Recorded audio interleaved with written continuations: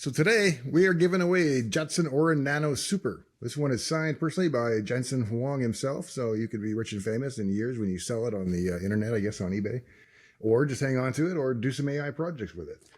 What I'd like you to do is to come up with an idea for what I should do with it. I've already done a little bit of AI with it with a large language model, and I did a episode where I did video detection of vehicles, but I'd like some other ideas on what I should try with it. What would you like to see me do with this thing?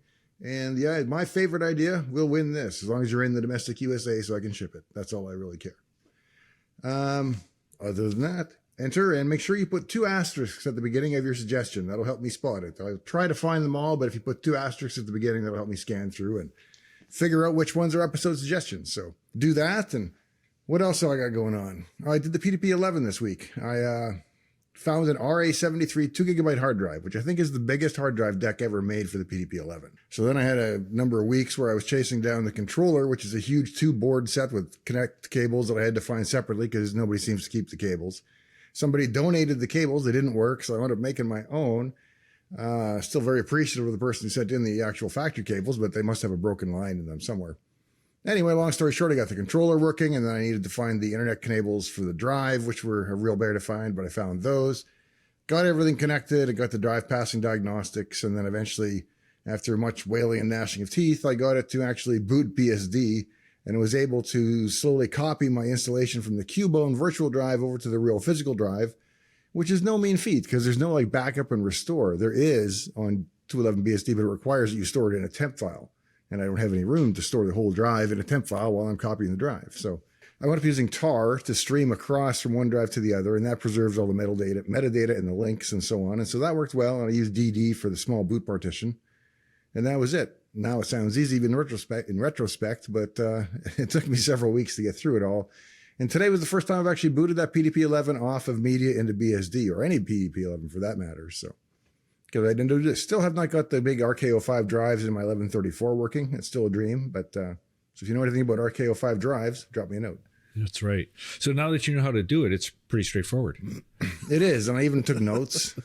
And I've got this list. It's just a huge laundry list of things I have to do to BSD after the initial install to configure and deploy it and get networking set up and everything. So it seems obvious now, but I know in a year I'll have no memory of what I did. So, so was there some kind of Charlie Brown inspired Snoopy dance that you did when this thing finally worked from the hardware?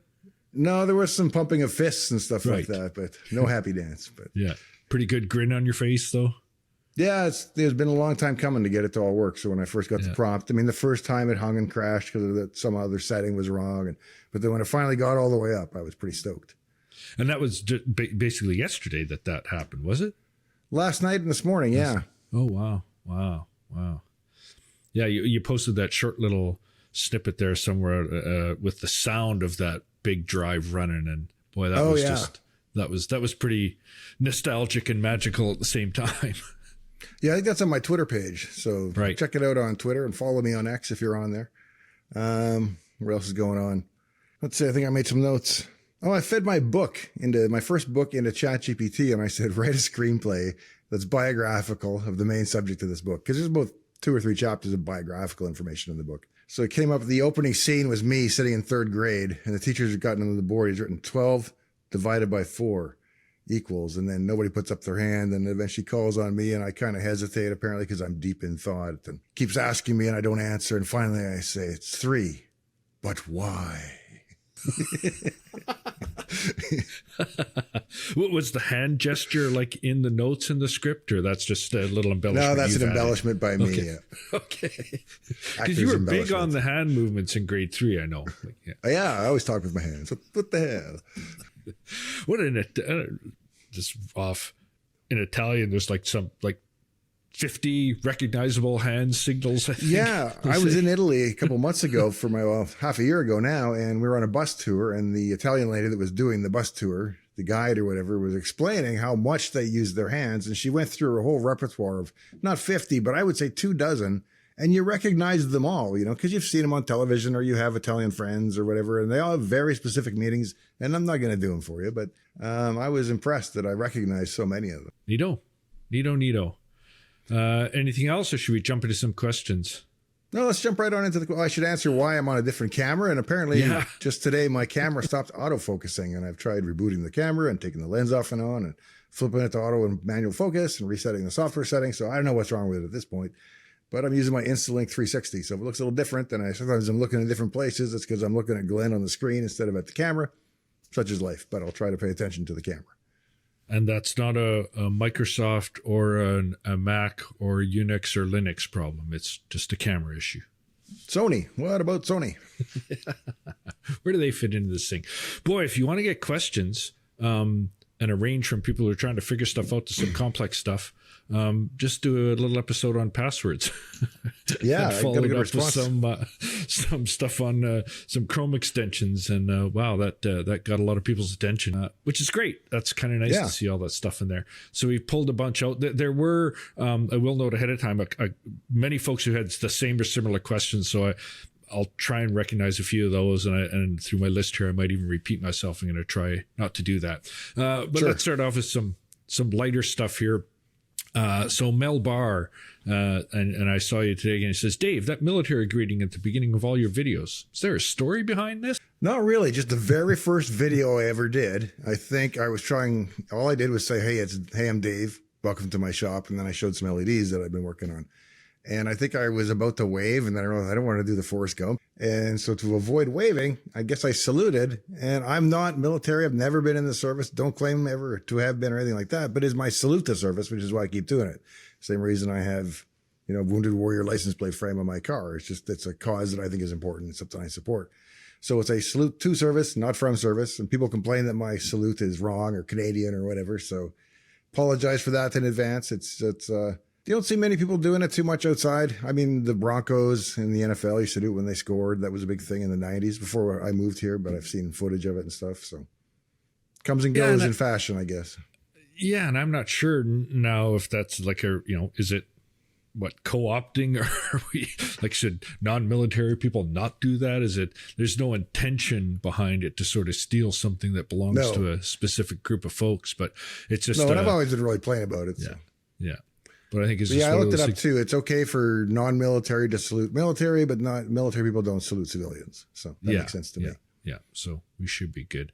I know it's something we do or I do at work. There's a couple of guys, we just it's just an acknowledgement. Now, for me, it almost seems when I do it, it's like an awkward sort of nervous tick kind of thing. Like I don't know what to do. So I kind of, oh yeah, hey, how's it going? Like tip my hat kind of thing. Just that's probably how it originated. So yeah. Okay, 5 dimes player, Threadripper and a 0.5 terabyte of RAM. How much did that bad boy cost? Didn't cost me nothing. It's a loaner. Something like two. Yeah. So the machine's about 50 grand because the CPU itself is about 10 to 15 and each of the video cards is 12, I think. And the workstation itself is not cheap, and it sums up somewhere around 50K. Not my machine. It's a very graceful loan from Dell, one of their premier workstations. And we've been using it for almost a year. And I got the email last week that they want it back. So I kept the box, everything else. I got to pack it all up and send it back. 2 of the workstations I've got actually. So they're both going back. I have the Intel Xeon, the 54 core workstation. And it's not actually doing that much. But the Threadripper was doing a lot of stuff. So we've still got one Threadripper left. Hopefully we'll get something new in the shop that's, even more current. But if you send it back, will they send you one that's just slightly faster and better? Well, he was asking me about server stuff, and I got to be honest, there's 2 things that really concern me. One is noise, because I have it in a insulated room in the shop here, but I can't have a server that's just roaring when I'm recording. And the other thing is, it's got to be interesting to viewers. So I can't do, this is the breakthrough server with power and cooling that go beyond expectations. It's got to have cool AI features or massive GPUs or cores or something to be interesting. Then I can do content with it. So hopefully they find something. So you'll be back to your own personal Threadripper. Yeah, I got a 3270 that I've had for probably 4 years now. Still a good machine. The single core performance is not that fast, but it's still plenty powerful. Okay. Ringo. Oh, maybe Ring Zero. Could be. Microsoft guy using GCC? Yeah, I use GCC. I use CLang if I can. And of course on Microsoft, I use CL or whatever they call it, CL1. So it depends on the platform, but most of the work I do now, I get it all working on Linux first and then, or Mac, because they're pretty damn similar. And then either Rutger comes along and fixes it for Windows, or I do eventually. But you have to bring them in from the European office, or? You can do it remotely. Fly them in. Yeah. Follow the John. Do you like bananas? No, but I like to use banana in my password. There you go. It's my standard, fake password, banana 2000, stuff like that. I wouldn't use it anywhere that's secure for reasons I explained in the episode about not using dictionary words in your passwords. And it must go back. There's got to be a Sesame Street tie-in there somewhere too, isn't there? Weren't they pretty prominent in Sesame Street, bananas, for some reason? I don't know. The only thing I remember from my childhood is like an Archie comic where Jughead says he knows how to spell banana. He just doesn't know when to stop. It's N-A-N-A. Kind of like Mississippi? Yeah. Yeah, like that. Except That's not what sure passed I for know how to humor in the spell 70s. Yeah, Massachusetts is a little weird. I had to spell that one today. And then I screw myself because I like to mispronounce words intentionally out of some weird thing. And so I had to spell Connecticut the other day. And I'm like, is it Connecticut or is it Connecticut? Yeah, it's spelled that second way for sure. Yeah. So that's in my head. And I'm like, is that me just playing word games with it? Or is it really that? And yeah. So we're talking about visual memory today. And it's such a visual thing for me that I can usually have an image of any memory, right? And for me, the spelling of Connecticut comes from Connecticut Island or something in the game of Monopoly, but I can still picture the board square. Oh, Connecticut Avenue. Yeah, Connecticut Avenue. Yeah. And that's where I learned to spell it. And so that's what I picture when I think of Connecticut. Yeah. There you go. Roger Brennan. Hint. The only passwords that can't be cracked are passwords that change every 15 seconds or so. Get it? I get it if you mean that it takes longer than 15 seconds to crack them. So therefore, if you change them every 15 seconds, you're always safe. I don't know. If that's what you mean, then I get it. If not, you'll have to explain it. Well, that's more understanding than I had when I saw the question, so I appreciate that. That's my guess. Many of these are mysterious to me, which is, I think, a lot of the fun I get from it. First last, CS6EG. How does it try different passwords? Couldn't you just add a delay after each try or even a short-term lockout with enough tries? And I guess this is coming from And I saw a number of questions about this, and I did address it in the episode, but that's the difference between an online attack and an offline attack. So an online attack, you're actually talking to the credential system, whether it's on the server, or login, or a web page, or whatever, and you're actually trying attempts. And so certainly it's going to do something like progressive backoff, which I'll explain in a second. So in order to attack something repeatedly with no delays, all you're doing is running a bunch of candidate words that you've generated through the hash function to see if it matches the hash. And that's why you need the hash first. If you don't have the hash, there's no point. Yeah. And I actually went back. So I saw these questions. I'm like, okay, I thought I had it all figured out when I watched the video. Then I see these questions and I'm starting to question myself. I went back and watched it. Yeah, you did talk about it briefly, but it was that online offline thing. And again, the piece again of you're running these attempts in an offline manner against the hash to try to generate that number, right? Right. That matches up. And so you can do that as fast as you can do it. And there's no way to insert artificial delays except to make it computationally expensive. But if you make a hash function too computationally expensive, that limits the range of the hardware that it can run on. Maybe now it doesn't run on your smartwatch because it doesn't have the horsepower because they inserted computationally complex things to slow down supercomputers. Anything that's going to be acceptable on a small device is going to be more exploitable on a more powerful device. And so you've got those trade-offs. So you've got to make sure that it's fast enough to do on all devices, but computationally complex enough that the bigger devices can't attack it. Okay. That makes sense. So just for me, and again, others may find this helpful too, or maybe just me, the hash file, in order to do this offline attack, you need to get that hash file. Yes. And the result number that it's looking for. Yeah, you just need the hash, which is a number in the hash file. Okay. Yeah. So they have to get they have to have root access to your computer in order to pull that file out, or is that held somewhere else? Well, it depends what you're attacking. So normally, you would have to get access to the machine and then get the hash. Now the hash is when protected, when you're trying to hack into the machine. If you're trying to hack into a password you have for some online account, then it's a different place where that hash file is stored and that information. Right. Yeah. And so the other way is, say, a zip file. You can extract the hash using utilities that come with John the Ripper, like Zip to John will go figure out what the hash is for the password that it's waiting for. It's probably stored in the zip file, I would imagine. And it will then try to attack that hash as many times as it can offline. So that's a case where you can do a pretty easy offline attack because you have the zip file. If you are attacking a server and you don't have any access to it, you're not going to have any ability to do an offline attack. And that will require some kind of online attack to at least get initial access. Okay. Yeah. So that's where all these bunch of folks had these questions. Well, don't you just, limit the number of password attempts? It's like, yeah, but that's not the kind of hack we're talking about. Yeah. And that was actually the interview question I got on my lunch interview at Microsoft when I was interviewing for an internship, was what to do in that case as the operating system when you're getting invalid password attempts. The idea I came up with, I think, is basically progressive backoff, which is I'm going to add a delay, and then I'm going to eventually double that delay and get exponentially long until it's like you can enter one password a day, which is what the iPad does on about the fifth failed I was just going to say, Apple apparently took that idea and ran with it. Yeah. Yeah. And they run with some of them for a couple of decades. I think if you make enough attempts or are persistent enough, you can really knock your device up. So that was what did you call it? What was the progressive term backoff? I think it's progressive backoff. Right, backoff. Yeah. No, I just earlier you mentioned you talked about that. Wanted to make sure you got that opportunity. Yeah. So again, the Eugenia Payuglu, why do users only get 3 or 4 attempts at their password before everything gets blocked, but hackers can try millions of times a second, and that's the difference when you pull it offline. Yep. So that's where you do it. Yeah, and then again, Friedleman, systems that block you after 3 wrong passwords. How do you crack that? So you crack that by either getting it offline and attempting it, or you get access to some other some file that someone's exposed and or a similar password, and try that way too, right? Where if you have one password for multiple devices and one of your passwords is compromised somewhere, then they can use that to attack you on other systems, right? Yeah, and so they'll try to get a hold of one password, which gets them in, and then they get the hash file, and now they've got a list of 20 or 50 or 100 accounts they can attack, and it kind of grows from there. I think Robert's got about the same question here. I got the software cracking step, but how do you access the API or whatever to crack it? I do have an old SD card. I swear I remember its password, but it's saying nope. So if depends how it's encrypted or what it's encrypted with. So that really is going to determine how you attack that one. Because if it's a zip file, then it's largely as I covered. But if it's some proprietary encryption that the SD card you manufacture ships on it, that's going to be different. And I don't know the answer to that.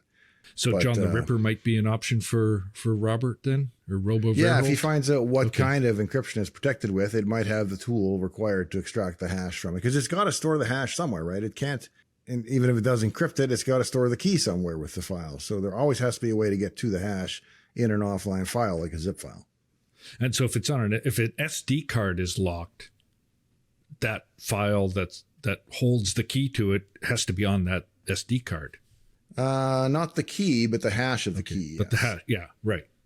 Now, the other way they could do it is make it so that you can decrypt it all you want, but you get garbage if you're using the wrong key. But usually there's a check in there to validate you've got the right key, but not necessarily. And these hashes, then that's where the guys with the big heads. Yeah. So the really simple example I showed was summing up the ASCII characters, but that's a terrible approach because there's so many ways to get to the same number.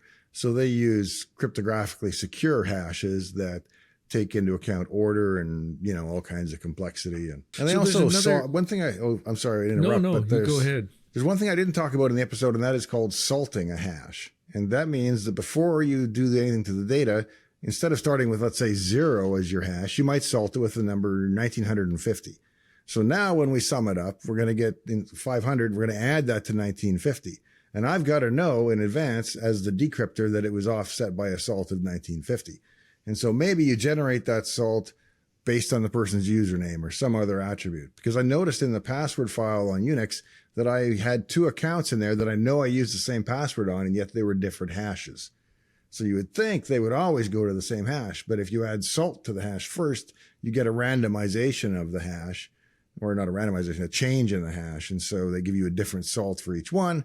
And they know how to get back to the original salt, I imagine. And that's how they keep the hashes from lining up if you have 2 people with the same password, for example. Yeah, and salt's going to come up in another couple of questions too. And I think I might be confusing you today with the salting the password versus salting the hash. Yeah, same thing. So pretty much. Yeah, terminology means the same thing. Yeah, so we'll get a couple of those too. So these ones, there's again a couple 3 folks here: Peter Hatter Photography, Scott B 721, and Dave L 101. Again, it's fascinating stuff, especially when you don't know much about it. I can't work out how a password cracker knows it's cracked a password. What part of the crack process where they can see that's identified the correct characters? What does it validate the password against to say that that's the password? And he says, again, I'm sure the answer is quite obvious, but I can't see it. So yeah, that piece again, and my very simplistic understanding is what you're doing in an offline instance. Again, you're running a bunch of examples through this hash to try and generate that sort of matching number that comes through. Let me give you a really basic example. We say that I use that really simple hash function that just adds up the digits and it gives us 500 for hello. And all I do is I take every word in the dictionary and I run every word in the dictionary through the hash function, and I'm waiting until I get the number 500. And I won't get, well, I'll probably get that many times. So what you're seeking in this process is 500 on the output, and you're just slamming a bunch of stuff through this hash until you hit that magic number and then go, oh, this may not be. Either running word lists or random numbers or whatever through it. And depending on the complexity of the hash, it doesn't necessarily have to be the password.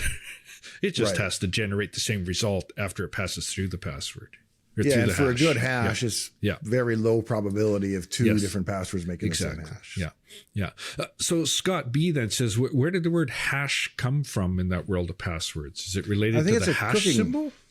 No, I think it's a cooking metaphor. So when you're making a hash, you chop everything up and put it in and you get something, but you can't reverse that process, right? So the things that you put into the hash affect what the outcome of the hash is, but you can't reverse making a hash back into its original ingredients. I just think hash is hash browns, and I'm like, well, there's nothing mixed in there. It's just potatoes, but you can't get the potatoes back. And I mean, you don't want to have, and you don't want to meatloaf your password. So, let's just go with hash. Yeah.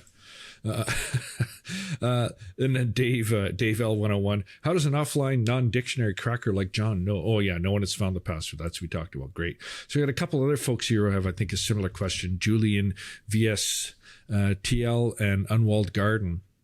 Unwald's contribute a couple of questions, so good on them. What about passphrases? They're comprised of several unrelated words. And then Julian says, can you elaborate in your aversion to multiple random word passwords? And he talks about the NCSC has reiterated the recommendations. Don't see how a dictionary tag can make that much of a difference when you've got multiple words. Well, the reality is, let's say there are on average 10,000 common words in use in most people's vocabulary. So when they pick a 3-word password, they're going to pick 3 words of 10,000. So you've got 10,000 times 10,000 is 100 million times another 10,000. What are we at, a billion or a trillion? It's some manageable number for a computer to attack. And so I think you get about, let's say, if you've got 20 characters and they're 8 bits long, even if it's totally fully random, it's 160 bits of entropy in there. That's huge compared to numbers like a billion, Yeah. It's magnitudes of order. It is. And so a 3-word password is better than a 2-word password, but it's not as good as a password of that same length with no word list words in it. And so I know I've heard that recommendation, the 3-word passphrase, and I think there's an example kept coming up in the comments. I can't remember what it was, but how many bacon shingle pancakes does it take? But when I did the math on it, it just seems like too small of a attack surface, even with 3 words. So. Right. So, and there's a couple other ones that are going to spill in here. It was tough for me to try to get these into order because they're coming from all over. So here we get on this salting again. I imagine passphrases salted with special characters are still relatively okay, at least up till quantum computing gets away. And again, I think that's the idea of, a passphrase or 3 words is better than 1 word or 2 words. But when you talk about salting the passphrase, salting them, these things all help make it more complex, which is going to move you up that chain of security. Yeah, complexity is good, but getting off the word list is more important. So instead of a password like banana 4000, you might do BA4, NA0, NA, intersperse the digits in the letters. And unless somebody knows that pattern or knows you're doing that pattern, it's going to be very hard to guess. Same with, that comes back to the 3-word things. When you're doing it with John the Ripper, you can do it with a mask and tell it, I need 3 English words in a row. And so once you've realize that that's a popular mechanism for securing passwords, it's like, well, I'm just going to attack that as one of the things I do de rigueur every time I attack passwords. So, and I don't know how long it would take to work through all 3 word combinations. That's an interesting question. I don't know the answer. Yeah. Andreas Make, am I screwed with a 26 character long password? No, that's a huge number of bits. That's like 200 bits. So it depends what's in your password, of course. But if it's just, reasonably random, that's an enormous password. Yeah. 26 letter A's, one after another. Yeah. Or 25 followed by a Z. Yeah. So again, and tropical calm, again, we're getting into sort of some minutiae stuff. What if you spell the word wrong? Like misspelled words. Yeah, it helps. Unless it's a common misspelling, and then it's probably on a word list somewhere. Yeah. So, like Massachusetts or Connecticut without the connect. Yeah. Yeah, or what's something people always misspell? You don't want to put neighbor in there with O-U-R because you're Canadian and you think that'll never be on the word list because it's going to be on a word list. But the other common misspelling, it's not that it's a misspelling, different spelling. Well, I guess, but the word gullible, it's not even in the dictionaries. You could use that one. Really? I should look that up. It entered my head, Dave. I tried to resist it. I couldn't. I had to spit it out there. Sorry. Apologies. I think everybody fell for that one once. One time. Ashley Fraser, P4M, maybe Fraser Pam.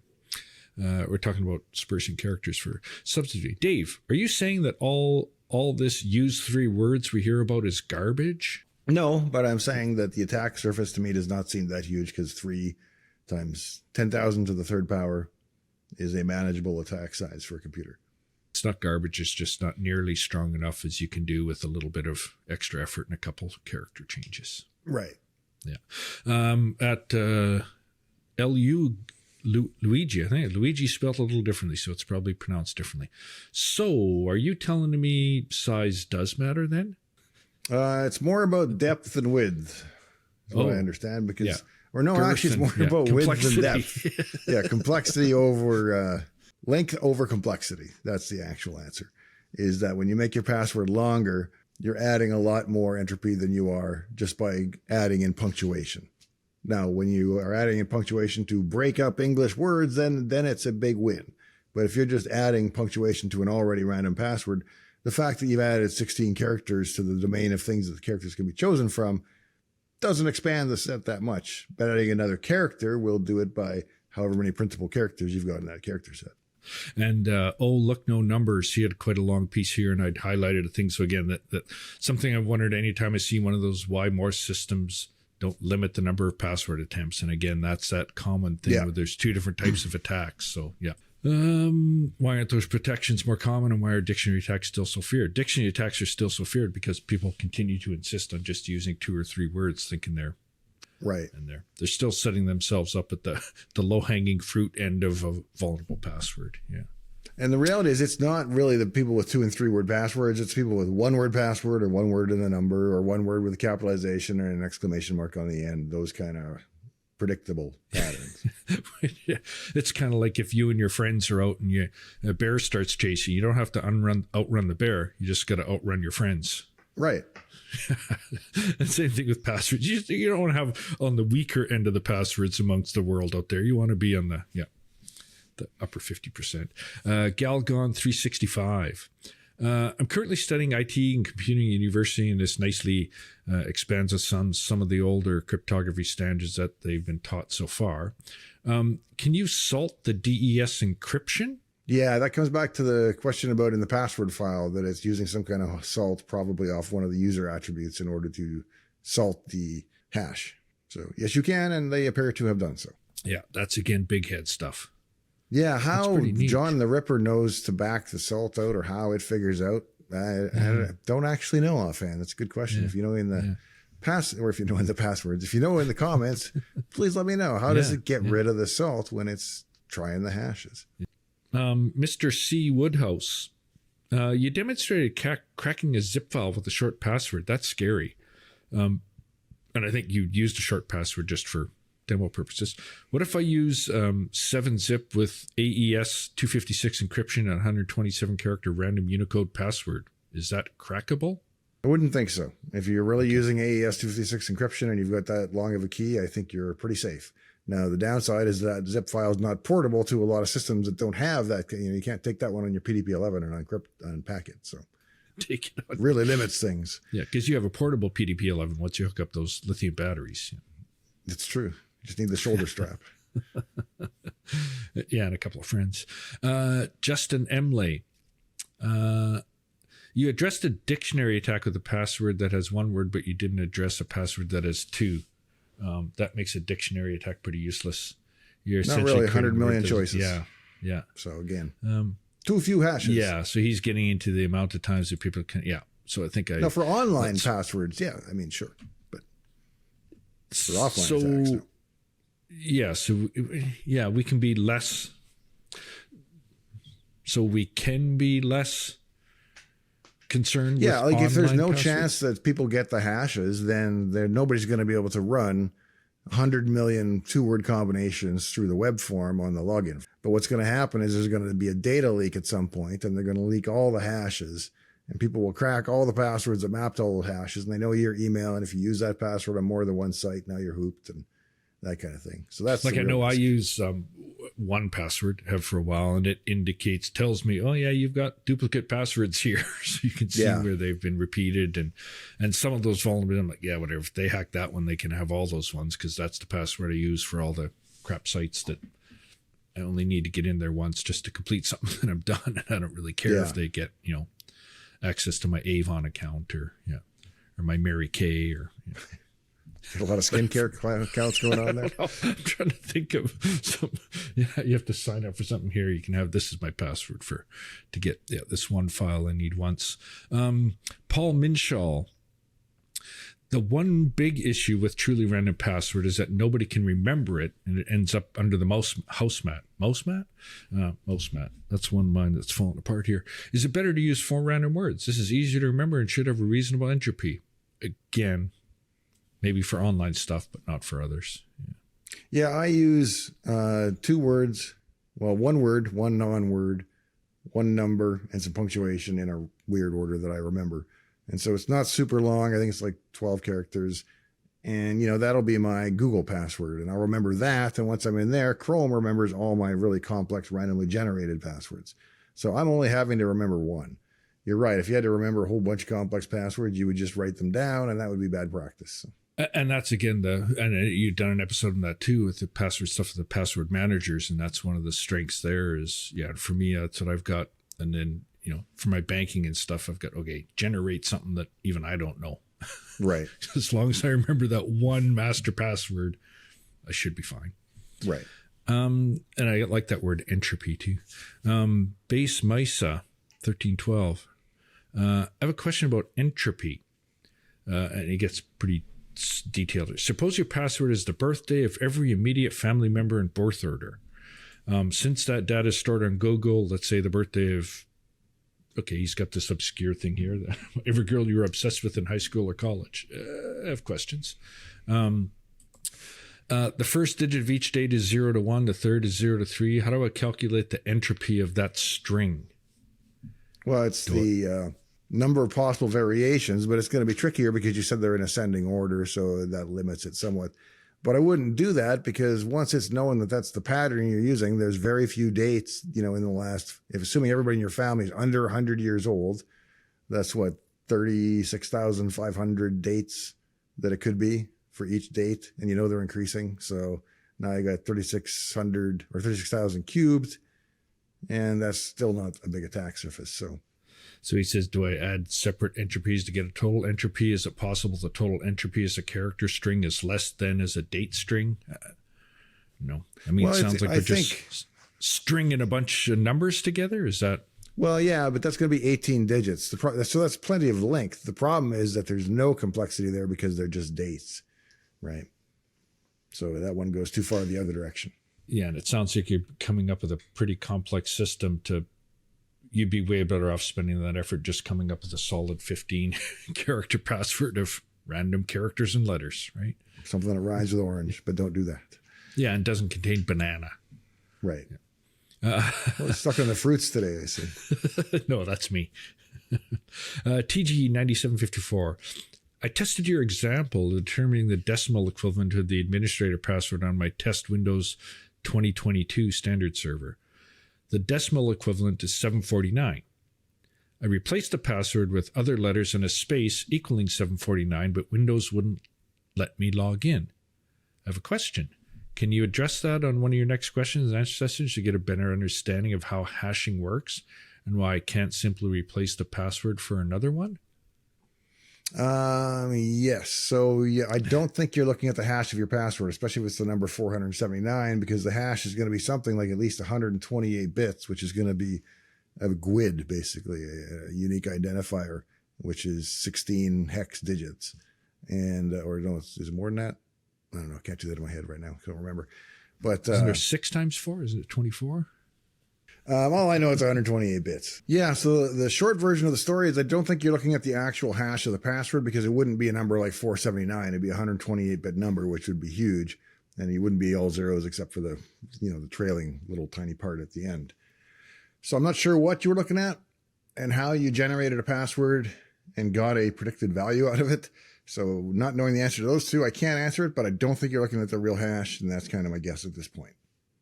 Another one here, Terry Pullen. I'm not sure if you know much about this or not, but I know similar thing with social insurance numbers of Canada. Why isn't my social security number hackable? I mean, there is a hash for those, or a type of hash, right, to validate that your number is legit. Yeah, but it's not very. It's more of a check number to make sure that it's probably a valid number. Okay. Yeah. And I think every U.S. social security number was leaked last year anyway, along with names and stuff. So. Yeah, no secrets there. Yeah, that's your unique identifier that's pretty ubiquitous now for everybody. They're all over the darn place. Yeah, I don't give it out except to employers and bankers and stuff, but it's still not a big secret. So doesn't mean a lot of people aren't asking for it, but yeah, right. You don't have to give it. The NSA has a sculpture called Cryptos. They do. Wow. And I think so. It's a series of like 7 puzzles of increasing difficulty. And people within the agency and maybe external too have solved, I think, the first 6. There's still one remaining that nobody's cracked yet. So if you're bored, go break the CIA. You'll get a job. Like say you're retired and got your PDP 11 hardware working and looking for something to do next week. Here's Mock Daddy 6451. He's got a suggestion. Could you do an episode on decrypting BitLocker drives? I don't think you can, because I'm pretty sure BitLocker requires a TPM and it's using hardware encryption. And so you can't get at the keys, even if you want to, because there's a hardware separation and it's in a little vault that can't be, as far as I know, easily broken. Cody Cast. I'm mostly in this for the subs and likes. Isn't that what 99% of YouTubers make videos for? Doesn't seem like it. They do it for views and money, I think. I mean, a lot of people, the views and then the popularity and the fame. If I was chasing clout, I wouldn't be doing PDP 11 episodes. That's my argument.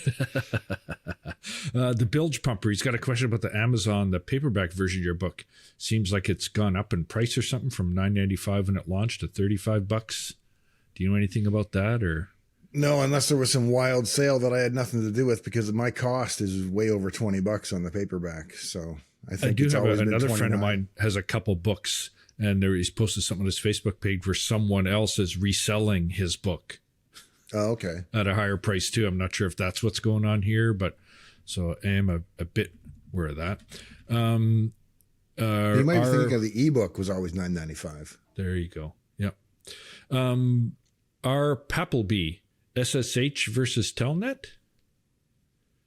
SSH is secure shell, and Telnet is just a raw text shell. So there is no security or encryption, but on older systems like 211 BSD, they're not fast enough, I don't think, to do the type of encryption that SSH requires. And so there is no SSH client or server for BSD that I know, well, for 211 BSD, as far as I know. Okay. And now we're out of that sort of password stuff, but we're on to the Google Chrome exploits from our shop talk, which is in some ways sort of sounds a bit familiar, but we got some pretty interesting quickies here. Carl Simons. All right, I'll bite. Who's the dude at the beginning of the Dave's Garage episodes with the glasses? Some cult leader? That's our editor, Anton. That's our stage name for our editor. Yeah. To protect our precious asset of the guy that edits these videos. Make sure that nobody else steals them away. We hide them and we put glasses on them so that you can't recognize And he every now and then he flips a coin, and we shake with nerves, but we usually make it out okay. So that's right. Choose wisely. Wallace Rose Vincent. Awesome. I have a toolbox in my living room too. I bet you aren't married, but the real question is, do you have a transmission in your bedroom? No, but this is not my house or my bedroom. This is my garage. And I do have a transmission. I got a Turbo 400 in the corner. But no toolboxes in the house. That toolbox is... I don't think I have a toolbox. No, I don't. Not a big one anymore. Definitely are married, as suggested by the fourth of your 4 children that just pulled into the garage in the middle of this recording. Yeah, 30 years I've been married. So. Yeah. William Graham. Microsoft never made a good pizza sauce. I don't know what that's about. Is it because I got cut off a bit when Anton edited it? And it says it's a good piece of saw. You can't quite hear the word software. I think that's what he's getting at. Yeah. Instead of pizza soft, it's pizza sauce. Okay. So you have no comment on Microsoft's pizza sauce then? That will remain a secret. I do actually. Oh. Because I used to eat pizza because I was in the Italian building. So all the cafeterias in the old buildings were You were in the Italian building, right? That's where that's why you talk with your hands. I tried to when I was ordering, yeah. So there was, an Asian theme building cafeteria, and there was an Italian theme building cafeteria, and that was the one that was my building. So I ate there a lot the first year, and I think I packed on, 10 pounds during my internship, probably. Eating lasagna and calzone every day doesn't help. But they had pizza eventually for $1 a slice, but it's super greasy. So I used to get my pizza, and I'd get a stack of about 8 napkins, and I would see how many napkins I could saturate with the grease coming off the top of the pizza. And I don't know if the number was 8 was my record or what, but yeah. So we had really cheap discounted pizza, but it was a tad greasy. And that is the Microsoft pizza sauce story. A little bit reflection back of our prairie roots and some of the pizza there, maybe? Yeah, it's Saskatchewan pizza is like Chicago deep dish pizza. It's like this thick, and it's kind of like a lasagna almost more than anything. And those center square pieces could get a little bit soggy when there's been sitting in the box for a bit. David Lins says, do you have any thoughts on Rust yet? I think it's good in the sense... He's talking about the programming language, not the movie. The controversy. The Rust that never sleeps. Yeah. The movie? Oh, yeah. The shooting. Yeah. I shouldn't laugh. No. Anyway, Rust, the language, I think it's, it's good. It forces you to write safe code, but my contention is that you still have to enforce a certain amount of policies, like you can't use the unsafe keyword. So if you're going to enforce safety through policy, why not just do it in C++ and say, you can't allocate your own memory and operate on strings and do the other various unsafe principles. And if you follow modern development practices with C++ and don't do stupid things, it's just as safe as Rust, which forces you not to do the stupid things. So discipline or learn a new language. That's up to you. Mr. GL Watson, do you ever browse event viewer logs to take a look at any of the errors or warnings listed and try to fix them? Yeah, I sure did when I was, especially when I was running my company, I would look at the event logs on the server and everything to make sure everything's running well. There are some, you'll get DHCP warnings and stuff like that has the course of normal operation that you don't have to solve. But most errors are a problem. Like if you see SCM error from Service Control Manager, there's a service failing to start, and you should figure out why that is, that kind of thing. Aussie Cricket, have you seen the odds one out shorts on Task Manager? As the OGTM author, you should enjoy him. So I did a reaction video on that one. I think I was traveling when it came out, so I just recorded it quickly from the hotel room. But if you look on the channel, there is a reaction video to the odd one out Task Manager cartoon. Larry. I like saying Larry. He spells it that way. Was any of the work you did at Microsoft end up on the Xbox? No, I never did anything on the Xbox. And I don't think any of the code that I wrote for Windows would have made it over to the Xbox platform that I can think of. So no, my hands are not on the Xbox at all. A couple of guys I worked with went to Xbox. Well, Dave Cutler's doing Xbox stuff now too, isn't he? Yeah. I don't know if he still is, but he could be. Yeah. Well, I mean, he is only, 82 or something now. So, yeah. Yeah, he's got to be close to 83, I think. Yeah. These last ones, just 3 last ones here. This is going to be my favorite one. We had a little discussion about this too in exchange. David Holder, should Canada become a U.S. state? Probably not. Although, you could argue that. Well, hang on. I'll give you my hot take. And that is that Western Canada, from like Manitoba, Saskatchewan, Alberta, BC, they should secede and join as one huge state. That's my argument. Or 4 new states, something like that. Because I don't think that they're well represented within the Canadian legislative system, and the way the system is set up. Eastern Canada has so much population compared to Western Canada that they get to make all the decisions on spending and allocation, and then just leverage and harness the resources that come out of the Western provinces and treat them like a resource satellite, which is how the U.S. treats Canada, as a big resource satellite, and probably why he's agitating about this kind of thing either. So yeah, as Canadian born, I'm just kind of staying out of it and being entertained by the whole thing. And we had a nice little exchange where you're saying, oh yeah, the 51st state. And I'm like, well, hold on a second. We've got 10 provinces and 3 territories, or 11 provinces, 2 territories. That would mean we'd be 11 or 13 states. And you're like, no. Those would just be counties within the one state. And I'm like, no, well, okay, but no. Welcome to BC County, Canadistan. That might be a coping mechanism of at least trying to sort of find some entertainment in it as we stand back and watch. Jay Stokes, I've never seen an Amiga computer in your shop garage. Do you still maintain or use one? I do. I don't use it actively, but in the house where I keep the good stuff, I have a Commodore 64, a 128D, and an Amiga 2500 HD. Set up in the house, and they're all in working order and everything else. And then I have a PET and a TRS-80 Model 1 in my office. So I have those 5 machines in my office, but you never see them because they're in my office, not in my shop. Yep. And then last one, the Lost Starbounder. No longer a garage? Now an attic? On this channel, it's an attic, yes. We climb the ladder on every Friday night. Yep. So there's still a garage. You've just added an attic. You're now taking advantage of the attic as a exactly. All of them, they're YouTubers that are in it for more than just the subs and likes. They're calling their secondary channel. Yeah. That's right. Yep.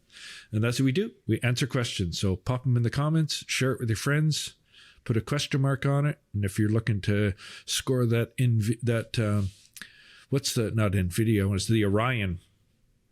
Yeah. Double asterisk, give Dave an idea. Yep. 2 asterisks. Give me a good idea for an episode. Win it free. Yep. I'll pick in a couple of weeks. I'll bump the mic. Sorry about that. And I should be clear. I will announce the winner in an episode or in a post. And it's going to have to be announced in an episode, because otherwise you'll get fake accounts on YouTube claiming to call me on Telegram and I'll give you the thing when you send me your shipping money and all kinds of nonsense. So if you just hear from some weird account that looks like me and claims to be me in the comments, it's probably not me. That's a lot of questions. We took a lot of time. Appreciate everyone's effort in hanging in there and watching the whole thing. And with that, I'll let you wrap her up, Dave. All right. I guess my final piece of advice on that was never pay something to win something. That's my age-old advice. Other than that, if you've made it this far, please make sure you're subscribed to Dave's Attic and turn on the notification bell so you get notifications of the upcoming podcast episodes. And if you think this is in any way interesting, maybe use the arrow icon, that little curvy arrow at the bottom there, to share it with a friend and send an email link or text them a link to this episode or one of your favorite Shop Talk episodes. Other than that, thanks for joining us out here in the shop today, and I'll see you next time right here in Dave's Garage. This little chair will be waiting for one of you, and a rocking chair for another who likes to rock, and a big armchair for 2 to curl up in. All next time on Dave's Garage.